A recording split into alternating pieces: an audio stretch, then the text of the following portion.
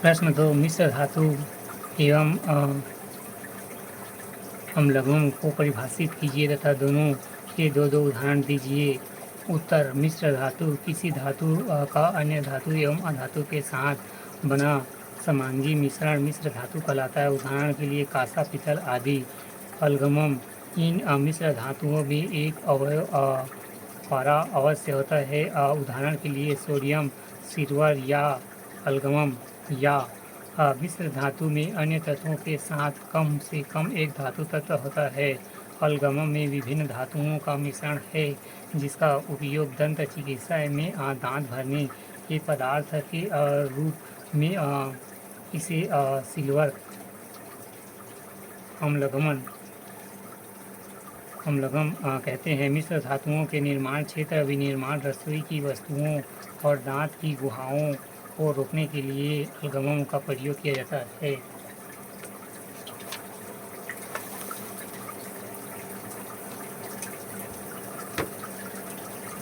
प्रश्न 3 ढलवा लोहा, पिटवा लोहा तथा इस्पात में अंतर समझाइए। उत्तर ढलवा लोहा पदार्थ भट्टी में बनता है जिसे कार्बन अधिक होने के कारण कठोर एवं भंगुर होता है। पिटवा लोहा लोहे का शुद्ध रूप होता है जिसमें अशुद्ध लोहे की मात्रा 99.9% होती है। स्टील लोहा कार्बन और कुछ तत्वों का मिश्र धातु जिसमें अन्य तन्य अधिक होती है। या ढलवा लोहा यह लोहा कठोर और भंगुर होता है, इसे जंग नहीं लगता तथा इसमें लगभग 3% कार्बन तथा शेष फेरिक होता है। यह इस लोहे को कच्चे लोहे से प्राप्त किया जा सकता है। पिटवा लोहा यह लोहे का सबसे शुद्धतम रूप है। इसमें 0.1 से 2.0 तक कार्बन होता है। इस लोहे का गलनांक अधिक होता है। पिटवा लोहा मुलायम एवं दूसर तथा कठोर लोहा तथा आघात वर्धनीय और तन्य होता है। इस्पात इस लोहे में कार्बन की मात्रा 0.15 से 1.7% होती है।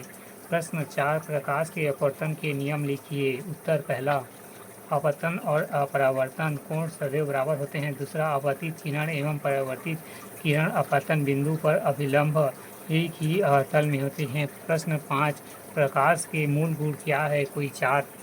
पहला परावर्तन वस्तु का दिखाई देना। दूसरा अपवर्तन तारों का टिमटिमाना। तीसरा प्रतिबिंब आकाश का नीला दिखाई देना। चौथा वर्ण विवेक्षण इंद्रधनुष का दिखाई देना। प्रश्न 6 रोपण क्या है? पौधे में यह किस प्रकार किया जाता है? उत्तर रोपण इसमें पौधे के किसी एक भाग को दूसरे पौधे में प्रत्यारोपण किया जाता है कि दोनों पौधे की वहिका ऊतक आपस में मिलकर वृद्धि करते हैं। अक्सर इनमें एक पौधे के टहनी को कलम कर दूसरे पौधे के साथ जोड़कर उपरोपित करते हैं।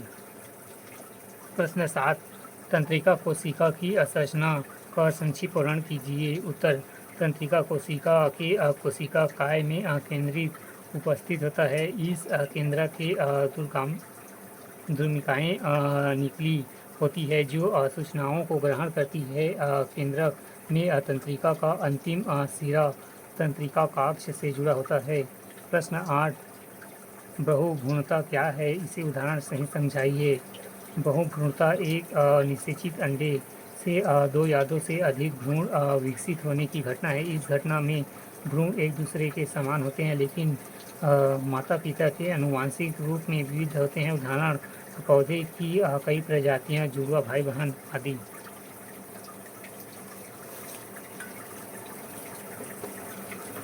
खंड 2 उत्तर के शब्द से 60 अंक 4। प्रश्न 9 उदाहरण सहित भर्जन एवं निस्तापन को समझाइए। उत्तर भर्जन सांद्रित अयस्क को वायु एवं ऑक्सीजन की उपस्थिति में भट्टी परिवर्तन भट्टी के गलनांक बिंदु से नीचे गर्म किया जाता है। इस क्रिया को भर्जन या जरण कहते हैं। भर्जन मुख्यतः सल्फाइड अयस्कों की किया जाता है। उदाहरण जिंक सल्फाइड जिसे जिंक ऑक्साइड का बनना। निस्तपन सांद्रित अयस्क को वायु की अनुपस्थिति में गलनांक बिंदु से नीचे गर्म करना। निष्स्थापन कहलाता है। यह विधि मुख्यतः ऑक्साइड एवं कार्बोनेट अयस्कों के लिए प्रयुक्त की जाती है। उदाहरण के लिए लाइमस्टोन CaCO3 से एवं कैल्शियम ऑक्साइड CO का बनना।